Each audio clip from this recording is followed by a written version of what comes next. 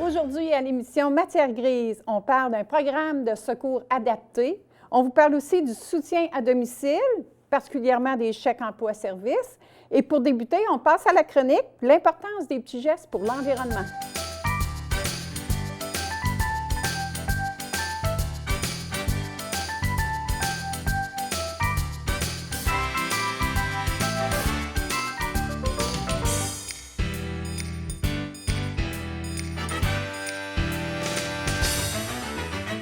Bonjour, aujourd'hui nous sommes avec Nicole Plamondon, représentante du mouvement écologique du comté de Richelieu. Bonjour Madame Plamondon. Bonjour. Qu'est-ce que ça fait ça, le mouvement, au juste? Bien, le mouvement écologique s'est fondé depuis 1980. Au début, on n'avait pas de rien, de téléphone, d'Internet, etc. On avait créé un centre pour que les gens puissent se documenter au point de vue environnement. Et aujourd'hui, ben, ça n'existe plus parce qu'on a juste à prendre notre téléphone, puis si on veut savoir quelque chose, on a tout à portée de la main avec notre téléphone, notre Internet, etc. OK.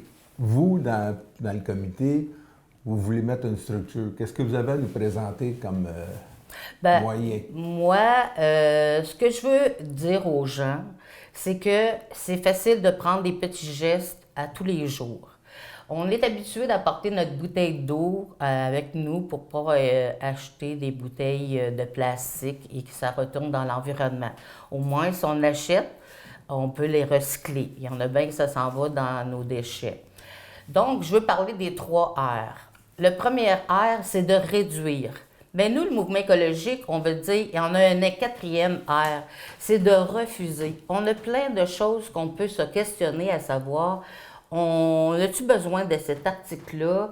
On a-tu besoin d'acheter cette affaire-là? Ça va-tu nous servir 2-3 minutes, puis ça va être dans le fond de notre armoire? Oui, c'est ça. C'est vraiment un lavage psychologique de la publicité.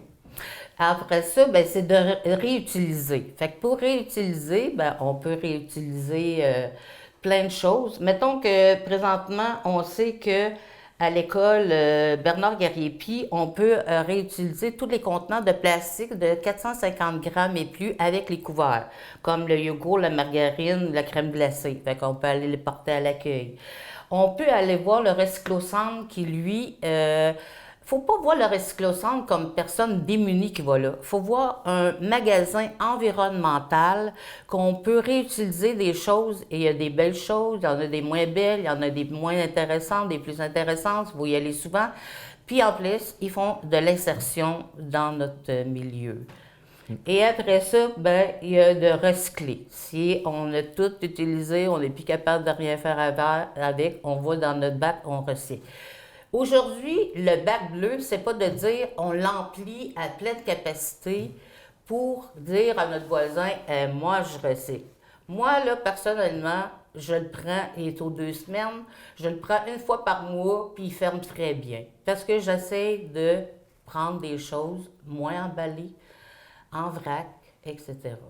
C'est ça, on n'a pas toujours le choix de l'emballage, mais c'est intéressant de regarder l'optique, d'avoir le moins de papier, le moins de carton possible et de plastique à mettre dans le bac. C'est ça. Fait que nous, on dit que tout le monde fait partie de la solution. Chaque petit geste, un petit geste, c'est anodin. On va tout être un citoyen responsable. Avec Amazon, il y en a beaucoup qui utilisent Internet. Il faut se dire qu'à Amazon, pour chaque emploi qui va être créé avec Amazon, il y a 2 emplois qui vont être enlevés de notre localité. C'est ça, acheter local. On a le marché urbain qui fait dans notre région qu'on a des cultivateurs, des agriculteurs, des producteurs. Si on est capable d'encourager notre région, notre économie va se sentir mieux. C'est ça, c'est toujours une question de transport. Amazon, c'est une empreinte écologique épouvantable. d'acheter des produits qui viennent du Mexique, de la Californie. Si on n'a pas vraiment, si on en cultive dans le coin, c'est d'acheter dans la région. Exactement. On a beaucoup de services dans la région à ce niveau-là. Nous, le mouvement écologique, ben, on s'est implanté dans le presbytère de l'église Marie Auxiliatrice, que les propriétaires sont les subversifs, fait qu'on est les locataires.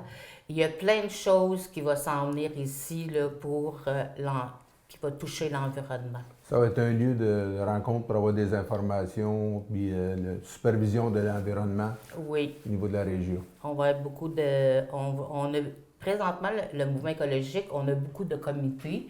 Fait que si je regarde, si je ne veux pas en oublier, on a le comité zéro déchet, gestion des déchets, agriculture urbaine, sensibilisation, membership et la lutte anti-gaspillage.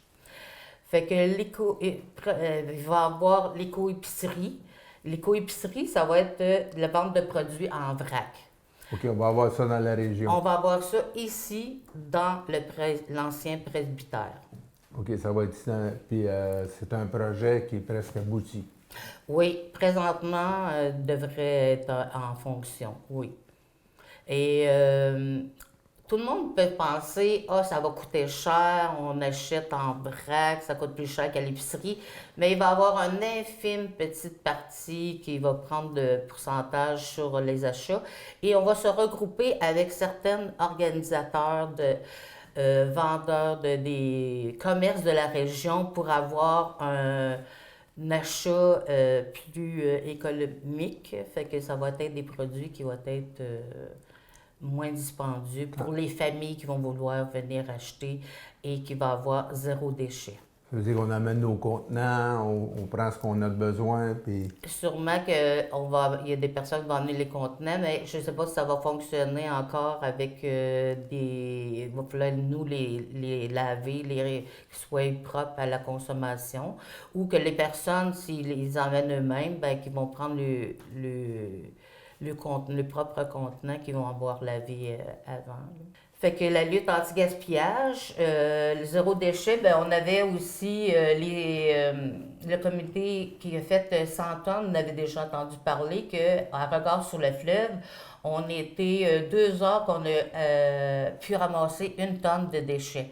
On était supposé d'en avoir une en novembre, mais la neige est tombée trop rapidement cette année, fait qu'on n'a pas eu lieu. Puis c'est sûr qu'au printemps, vous avez juste à regarder notre Facebook et il va y avoir encore des organisations qui vont se faire pour aller encore recueillir les déchets là, à certains endroits là, tout le monde se débarrasse de plein de choses. Là. Oui, oui. Puis dans notre tour d'horizon de ce que c'est qu'on fait, il y a aussi les petits jardins dans les parcs, les petits endroits où on peut... Oui, ça se trouve être les incroyables comestibles. Fait qu'eux autres, depuis la première année, c'était en 2017, on avait eu 41 bacs dans notre espace public. Fait que c'est pour ça que le mouvement écologique est toujours en demande de bénévoles. Parce que les gens peuvent s'approprier dans son coin les bacs. Nous, quand on a commencé la première année, on a fait un emploi Été Canada et c'est des étudiants qui ont parti, planté et tout ça. Mais là, on aimerait ça que le public s'empare de ces choses-là. Bien, ça va être très important. Que chacun ait son petit coin puis dire, ben moi, je vais m'en occuper, parce que c'est la ville qui les arrose aussi, parce que c'est des bacs qui nous ont été offerts par la ville. Bien, merci beaucoup, Mme Belmondo. C'était très intéressant. On a couvert une grande partie de ce que vous représentez pour la région, c'est-à-dire le recyclage et tout. Merci beaucoup. Bonjour.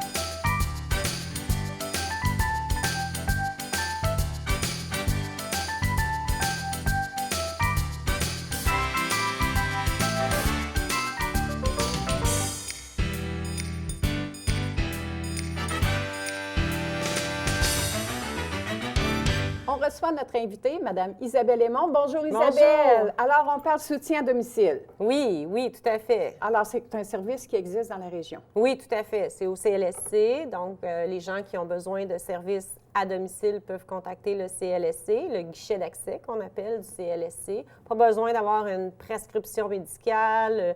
Ça peut être l'usager lui-même, ça peut être sa famille, ça peut être un proche qui peut appeler au CLSC pour recevoir de l'aide du CLSC. Puis il va pouvoir parler à une infirmière ou une travailleuse sociale, puis voir un petit peu, là, comprendre la nature de ses besoins. Là. Oui, parce que vous avez un programme qui est le chèque emploi-service. Oui. Alors, qu'est-ce que Qu'est-ce c'est que ça? c'est? Moi, quand on parle de chèque, c'est intéressant. Ah oui, Alors, oui. Bien, en fait, le chèque emploi-service, c'est une des modalités de service qu'on offre au soutien à domicile. Il y en a une panoplie, mais ça, c'en est une. En fait, ça part d'une allocation qui est offerte à un usager. Et avec cette allocation-là, l'usager peut embaucher un employé.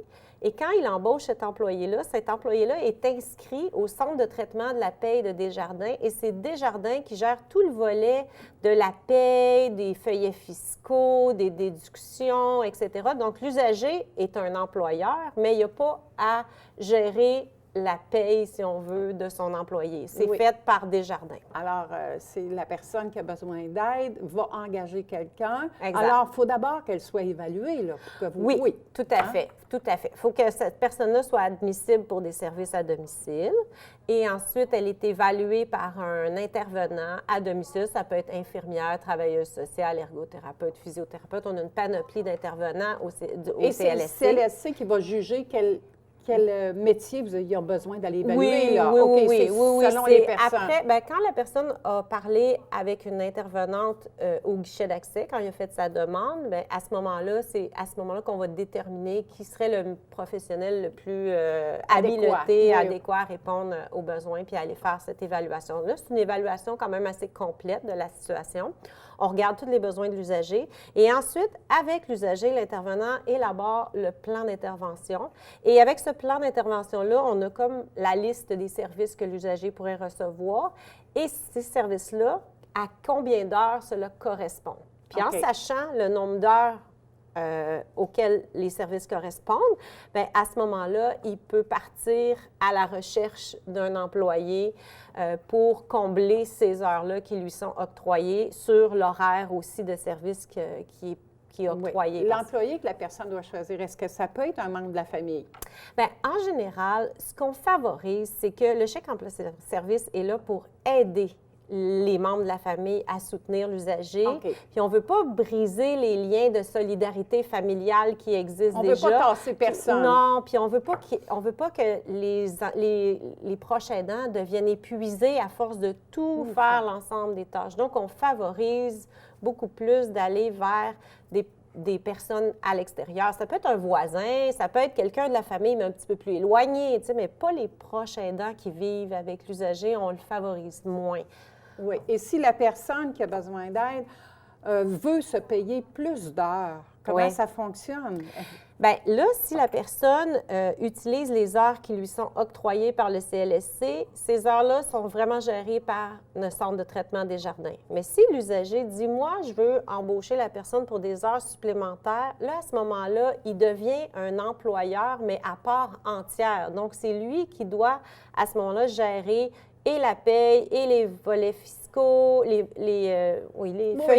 feuillets fiscaux, oui, excusez-moi, et aussi toutes les déductions à la source, le régime des rentes du Québec, RQAP, etc., etc. Fait que ça, là, c'est un petit peu plus complexe. Alors, il faut faire attention quand on engage quelqu'un comme ça, c'est qu'il faut s'assurer de tout le côté fiscal. Il faut vraiment que les personnes qui engagent soient bien informées. Oui, ils peuvent contacter la CNESST, la Commission des normes et de l'éthique.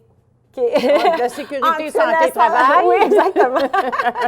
C'est très long. Alors, c'est important de faire la différence entre les deux. Exactement. Tandis que l'allocation que vous attribuez, toutes les déductions à la source et tout ça, c'est déjà pris en charge C'est déjà par pris en charge, Desjardins. exactement. L'usager demeure quand même un employeur, donc il doit quand même respecter les lois relatives à un employeur. Oui. Tu sais, il ne peut pas congédier, par exemple, une personne sans respecter les normes du travail, etc. Et quand il fait un embauche, bien, il doit faire une entrevue d'embauche ou Est-ce qu'il y en a beaucoup dans la région, des choses comme ça? Parce que moi, Chèque emploi, c'est la Vous première fois. connaissez ça? Non, je ne connaissais pas ça. Puis tu me dis que ça existe depuis longtemps. Bien, ça existe depuis 1996. Avec le chèque emploi-service, ça existe depuis 1996. Puis l'allocation avant, qui n'était pas gérée avec la méthode chèque emploi-service, date des années 70. Là. Je ne sais pas exactement Oui, l'année, alors, mais ça fait très longtemps. Mais au travers de ce programme-là, vous décidez si le CLSC peut amener aussi des services oui, à la ben maison. oui, parce c'est important. que c'est ça. C'est peut-être pour ça que vous ne le connaissez pas, parce que c'est pas quelque chose qui est bon pour tout le monde. Ça dépend vraiment de la nature des besoins de la personne, des services qui sont requis. Ça dépend de l'expertise aussi qui est requise pour donner les services. Ça dépend aussi si cette personne-là a les capacités à gérer le chèque emploi, parce qu'il faut être assez autonome. Ou si nous, on n'est pas suffisamment autonome, il faut qu'on ait quelqu'un dans notre famille ou dans notre entourage qui va jouer ce rôle-là de gérer le fait d'avoir un employé, puis de pouvoir faire toutes les tâches, puis de respecter les lois relatives à avoir un employé. Fait que c'est pour ça que c'est un de nos services, mais ce n'est pas le seul et unique service. Ça pourrait être un employé du CLSC qui vient de donner les services, ou ça pourrait être un autre employé d'un autre prestataire de tout notre réseau de partenaires. Oui, parce que vous avez d'autres partenaires, oui, vous faites oui, affaire. Alors, le but principal, si on veut rassurer les gens, c'est vraiment que vous voulez garder tout le monde à la maison. Oui, oui, c'est tout le à but. fait. Ça, c'est notre mission première au CLSC, au soutien à domicile, c'est vraiment de faire tout ce qui est en notre pouvoir et ce qui est possible de faire pour aider la personne à rester le plus longtemps chez elle à domicile. Donc, il faut vraiment que les gens se sentent rassurés que quand un intervenant va à domicile, c'est toujours avec cette préoccupation-là qu'il a en tête de faire en sorte que l'usager puisse rester le plus longtemps à domicile. Oui, puis donc, c'est important de tout exprimer ses besoins. Oui, il y va. Puis le plus tôt possible. Oui, le plus tôt possible. Parce que le plan d'intervention est mieux structuré. Exact. Et puis, on sait que la santé des gens, bien souvent, ça va en diminuant. Alors, ça, c'est réajusté au fur et à mesure? C'est réajusté au fur et à mesure. Puis quand les gens nous appellent plus tôt, bien, on peut mettre à profit les organismes communautaires, tous les partenaires qui existent dans le réseau. On peut tous travailler ensemble pour assurer le maintien à domicile de la personne qui en a besoin. Alors que si elle appelle trop tard, bien là, des fois, il nous reste avant plus d'avoir autant de mis solutions. Avant d'avoir mis le service en place, il est déjà trop tard. Bien, il n'est jamais trop tard, mais des fois, ça peut être plus difficile de mettre des services au profit de la personne. Ah, bien, je te remercie, Isabelle. C'était très intéressant. Alors, on encourage tout le monde à appeler son CLSC si vous pensez que vous avez besoin d'aide. De toute façon, il y a une évaluation. Oui, oui, tout à fait. Alors, vous allez être au courant de tous les programmes. Bien, je te remercie. Ça cette belle entrevue. Nous, on passe à la chronique et nous allons voir le programme de secours adapté.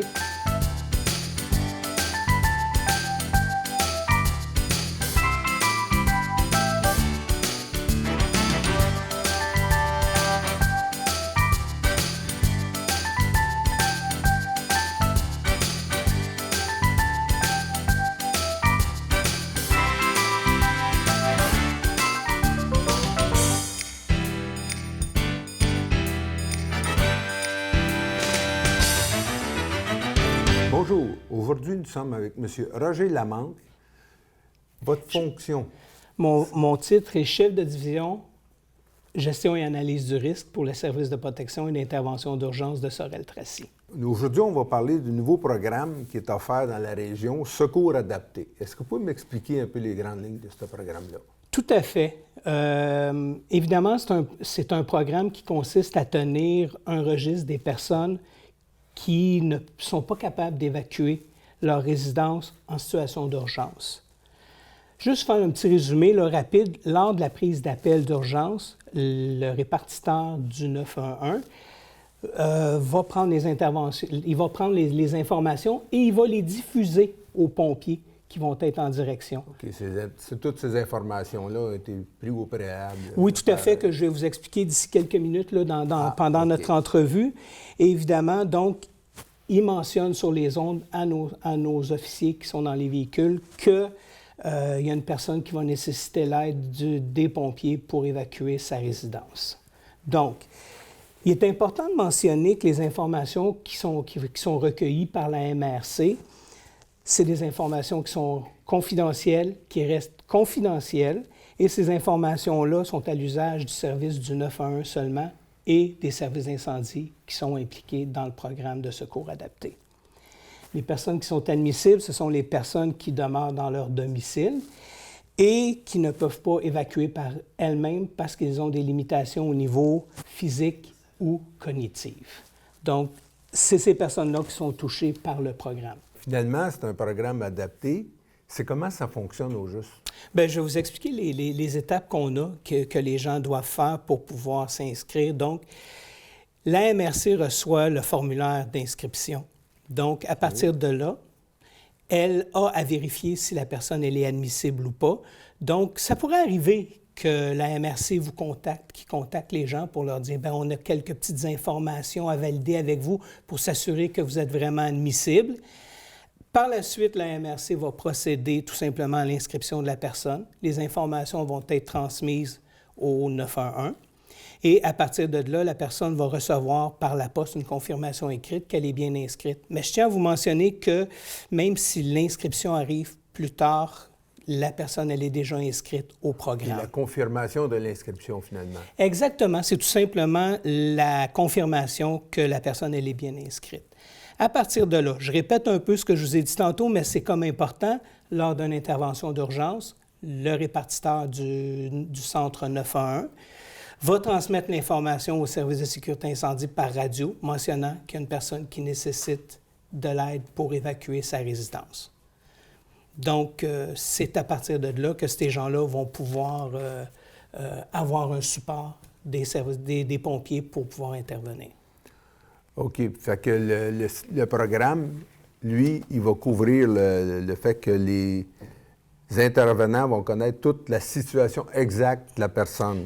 Ils ne vont pas connaître la situation exacte au niveau médical, parce que ça reste du médical que les gens ne doivent pas avoir. Mais nous, on va savoir qu'une personne qui est, exemple, malentendante, qui a de la misère à marcher, donc ils vont avoir l'information qu'on a une personne à sauver en priorité dans ce bâtiment-là, parce qu'ils ne sont pas capables, évidemment, d'évacuer par eux-mêmes. Monsieur Lamanque, il y a aussi dans la région un autre programme qui est offert, c'est le programme PAIR. Pouvez-vous m'expliquer? Oui, tout à fait. Le programme PAIR, juste pour faire un petit résumé, c'est le programme d'assistance individuelle aux personnes qui sont retraitées. C'est un service d'appel quotidien pour les personnes qui vivent seules. Ces personnes-là sont contactées à tous les jours, à la même heure, et ils reçoivent tout simplement un appel et ils doivent confirmer à l'aide de leur clavier téléphonique qu'ils sont présents. OK? Le système demande à l'abonné, tout simplement, comme je vous disais, de confirmer qu'il est bien présent et qu'il est en bonne condition physique. Et si, admettons, l'abonné ne répond pas, et le système va rappeler par 2 fois.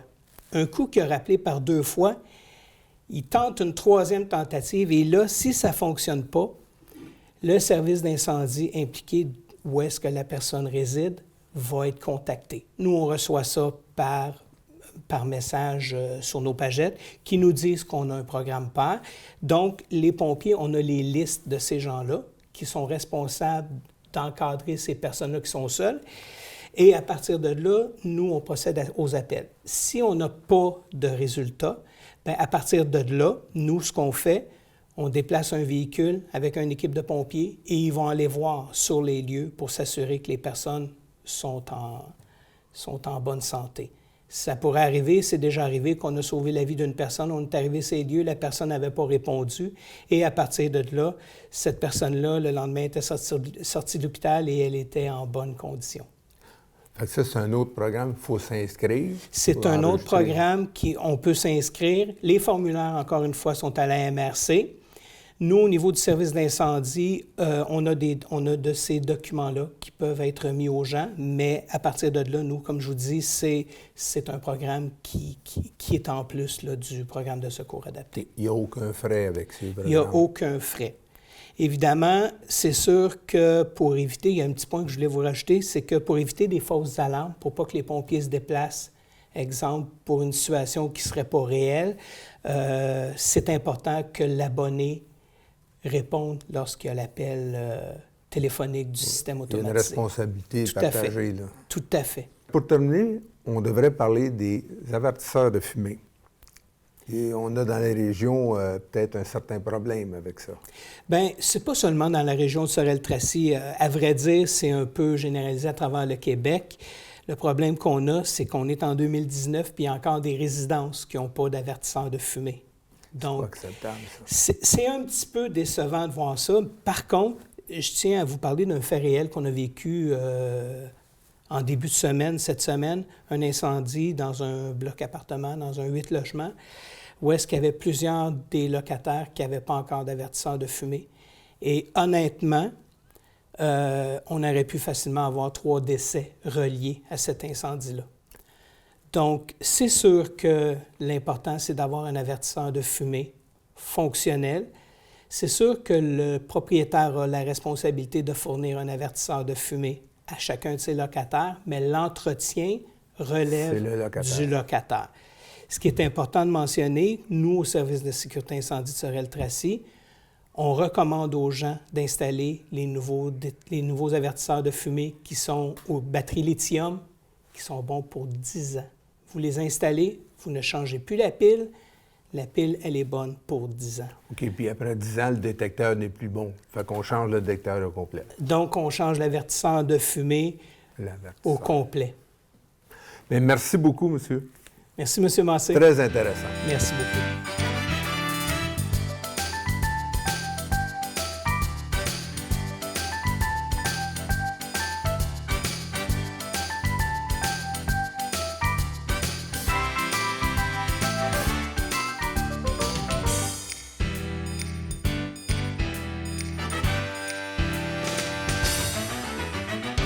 C'est ainsi que se termine notre émission. Merci d'avoir été des nôtres. Je remercie l'équipe technique, nos invités, nos chroniqueurs et je vous souhaite une très belle semaine.